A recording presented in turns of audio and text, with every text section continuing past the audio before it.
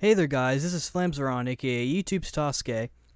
Since we're, I think, like 2 or 3 weeks away from SoulCalibur 5 coming out, I figured I should go ahead and give my updated thoughts on it since I kinda held off on doing it for a really long time just because life was getting in the way. But yeah, what I think I'm just gonna do is talk about some stuff I learned from about the game and all the characters announced thus far. Alright, so I guess we'll get this bad boy started. First character I'm going to talk about is, I guess his name is Aion now, or Lizard Man, or whatever you call him.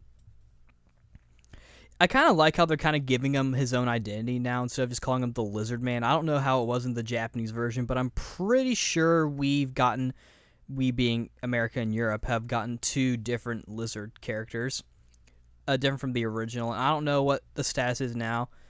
To my understanding, the one in SoulCalibur 3 and the one in 4 were just called Lizard Man, but I guess in 5 they're changing him to his actual real name, Aion or Aion, or I don't really know how to pronounce his name, but I find it interesting that he has wings now. It kind of makes me think that that his lizard transformation is more of some sort of like mutation transformation that will cause him to like mutate over time rather than just him turning into a lizard. And he uses 2 axes instead of 1, but you know, I think it's kind of cool how he's returning. You know, I never really had anything against him, but, you know, he's not really one of my favorites, but he's still kind of cool. Astaroth, from what I understand, this is a different Astaroth than the first one that we know about. It was killed, and this is like some, like, younger brother version or something. I don't know. I mean, it's kind of weird. I think they should have just, like, kept Astaroth. I mean, I don't really care. I mean, he can be a pretty good character to use, but I don't know. I mean, I guess Astaroth was kind of a timeless character or something. I think in SoulCalibur Legends it was a different Astaroth. I can't really remember, but I do remember one Astaroth being different, or it was like Astaroth Alpha or something. Can't really remember. But yeah, I'm not really too concerned. I mean, he's technically a new character, but also a returning character, and you know, I'm not really against that. You know, that's kind of cool. Cervantes, this is kind of weird. I mean, he got a new body, so he looks younger now, and I mean, I can kind of see what they were going with, because with Astaroth, you know, I mean, they couldn't really age him because I mean that wouldn't really make much sense. But at the same time, you know, going backwards is a weird thing. I mean, it makes sense, and I think they explain it, like, since he found like a new body or something to do with Soul Edge. I don't know, but it seems like he's not really connected to Soul Edge, like, period, anymore. So I guess he's just gonna be neutral by default at this point. But I don't know. I mean, I always thought he was kind of cool, and he's definitely one of the better characters to use, especially in 3. But, you know, I don't really know what else I can say about him. I'm glad he's returning, because I do like his fighting style, and, you know, who knows, maybe he'll get some cool new moves or a cool secondary costume or something. He's at least one of my favorite characters to play as. I don't know if I'd call him one of my favorites, but he's cool nonetheless. Pierre, who happens to be Nick's favorite character. I figured he would return, because, I mean, isn't the time period that SoulCalibur 5 takes place, isn't that, like, closer to the Renaissance than anything else? I mean, he kind of looks like he belongs in the Renaissance age, and I feel like SoulCalibur kind of needs a joke character. I mean, we don't really have one to really kind of balance all the seriousness out. And, you know, I think it's kind of cool that he shows up in this new HD form. Obviously, they're going to have him as DLC eventually, but I mean, there's pre-order for him right now, and I pre-ordered the game, so I'm going to get him. I don't know if I'll play as him that much. I'll probably spend more time beating him up than anything else, but, you know, I'm not really too concerned with him. He's not really that important, unless Namco decides to give him some sort of plot, but I doubt it. Ezio being the cameo character, it makes sense. I mean, he seems like a Renaissance kind of guy, and, you know, Assassin's Creed is pretty popular, so I figured he'd be in the game. I think from what I understand, Altair is more popular. They probably chose Ezio, but I don't know. Probably just because he's been in more games than Altair. I mean, I don't really have anything against either or. I don't really know why they chose one or the other. Maybe in Japan, Ezio is more popular than Altair. I don't know. His voice actor seems to be returning, who I think was also in Skyrim, but that's a different story. He seems to kind of be a parallel to Dampierre too, since they're both kind of assassin-like people. Dampierre has that blade on the wrist thing. Excuse me. It's pretty late over here, but yeah, I mean, I can see where they would choose Ezio from. Why they would choose Ezio, and I'm pleased with him. I mean, I'll probably play as him a little bit. I'm not really one for playing as the guest characters because I've kind of become more of a SoulCalibur fan as opposed to, oh, I wonder what kind of guest character they'll put in this time kind of person. Hilda, naturally they'd want to throw her in because, I mean, she just made her debut in SoulCalibur 4, so not cutting her, wouldn't, it's kind of dumb. Because, I don't know, the Namco doesn't strike me as the kind of person who would cut a character from a fighting game who just made their debut. She actually doesn't even look that different. She looks older, that's for sure. And she probably, obviously they're going to try and give her a little more personality for each game. I feel like Namco kind of does that with their new characters. They put them in one game sort of as a bland sort of like thing, with like a little bit of personality and a little bit of backstory, but then when the next game comes out, that's where they really elaborate on their design, personality, and character, in my opinion. I'm just going based on what I've seen. Which, a prime example is Raphael, but we'll get to him in a minute. As far as Hilda, I think it's kind of cool that she's in it. I feel like we kind of need a spear person in this game for reasons that I kind of need as far as character customization goes. I mean, she looks like she's aged a little bit, and I like how she's kind of coming around with the group as far as my understanding goes. But I'm glad she made an appearance. I mean, she's cool, I guess. I mean, she's a female knight, so that's kind of cool. Ivy, she hasn't aged at all. She looks exactly the same. I believe their explanation for it is that because of her alchemy. I mean, she's an alchemist, so I don't know.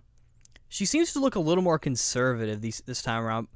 I mean, maybe because of the idea of her being an older woman and older boobies. But I feel like that shouldn't matter because she still looks like that at that mature age where, she's mature but she's still attractive physically. But, I kind of like how she's in this game. I mean, she can probably add some flavor to the series, and she'll probably be part of the story mode in some way, shape, or form. I don't know, but I do like. I mean, you kind of have to have Ivy. Not really, I guess. I mean, she was in. Wasn't she only in? Did she make her debut in SoulCalibur 2? I can't remember. I've played all the SoulCalibur games and I don't even remember. But yeah, I mean, glad she could join us for this new edition or whatever. The first new character I'm going to talk about is Laisha, Shanghua's daughter, who we're going to assume is Keelik's daughter as well, because she's got the, she being Laisha, has the little jewel thing to protect against the whole soul edge thing. I feel like we're at a point to where having that necklace round isn't really important because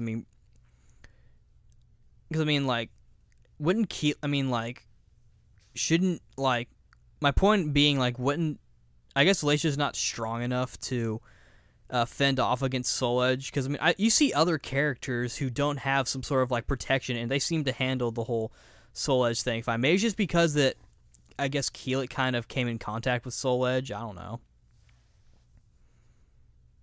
I'm just pulling stuff out of my ass at this point. But I like that we've got another Chinese sword style character. I mean, I guess we kind of need that.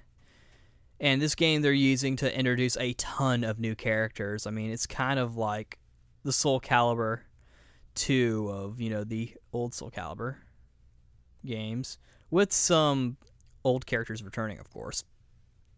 But, it's nice to see, Xianghua's offspring. That way we finally get some closure as to whether or not Keelik does her or not.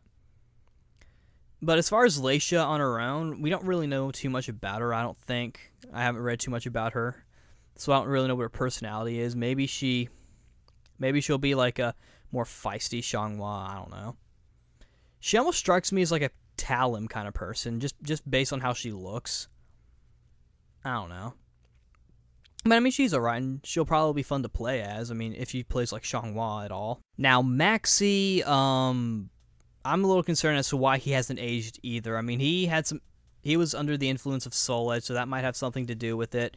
Yet at the same time, I don't know, I just think that's kind of dumber. Maybe he's just, I don't know, my brain's kind of dying at this point, so I don't think I can even explain why. But he seems to be with Laisha and whatnot. Yeah, I think he's trying to train the next Keelik to become, the next keeper of SoulCalibur. That's sort of like the point of the plot, I think, trying to find the next successor to SoulCalibur. With that said, based on what we already know, something tells me that Maxie's group and Siegfried's group are going to clash at some point, and that two of the younger, newer characters are going to become rivals, which will be kind of cool. It's like a different generation. Then you think about where those two characters kind of come from and who they represent, and then it's like, oh, that's kind of cool. But, good old Maxie, he was always fun to play as. I always preferred him over Li Long, though. I never really played as Li Long that much, at least not in the original games.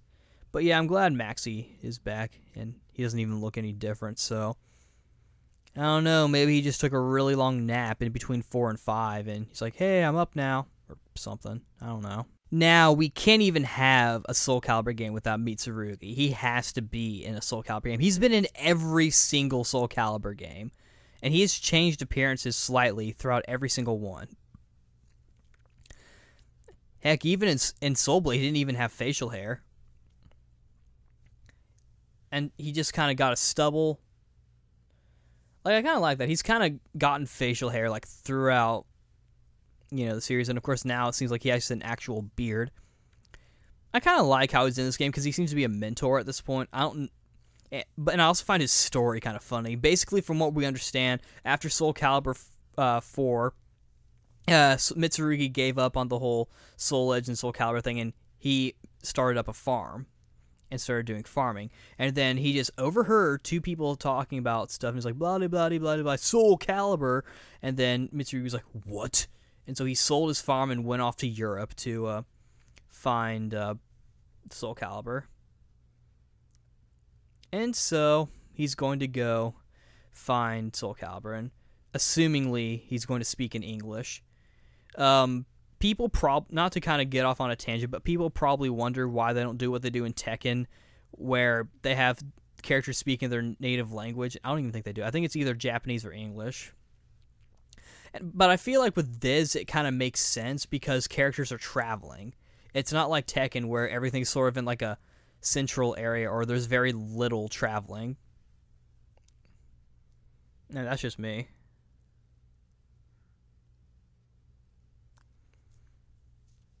But, I like that Mitsurugi's in this. And he'll be, he's definitely, I wouldn't be surprised if he was a fan favorite. I mean, he kind of has to be in a SoulCalibur game. It's kind of like law that he's in a SoulCalibur game. Like, just in general, it's law.